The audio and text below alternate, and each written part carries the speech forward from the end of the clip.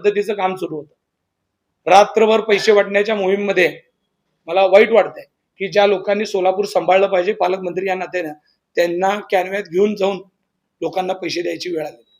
ही परिस्थिती आहे, कार्यकर्ता सापडत नाही, कुणी घ्यायला तयार नाही, अशी परिस्थिती असताना या देवेंद्र कोटेंनी त्यांना दिशाभूल करून या चारी प्रभागामध्ये रात्री कित्येक वाजेपर्यंत बसवलेलं आहे। ह्याचे मी तुम्हाला फोटो सहित ते रात्री कुठं बसले होते, काय काय करत होते हे दाखवू शकतो।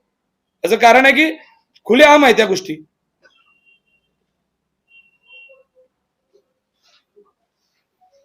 तुम्ही बघा, पालकमंत्री स्टँड एरियामध्ये पान टपरीवर बसून दोन्ही प्रभागाची फिल्डिंग लावत बसले होते।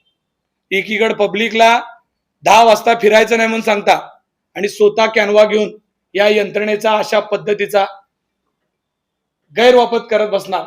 तर हे बघा, वेलकम पान शॉप वर आपल्या जिल्ह्याचा पालकमंत्री साहेब, मंत्री महोदय साहेब, आपण कधीतरी सोलापूरला यायला पाहिजे, सोलापूरचं पालक तत्व घ्यायला पाहिजे, पण तुम्ही 8 दिवस ठाम बसून देवेंद्र कोटेच्या नादी लागून तुम्हाला टपरीवर त्यांनी आणून बसवलंय।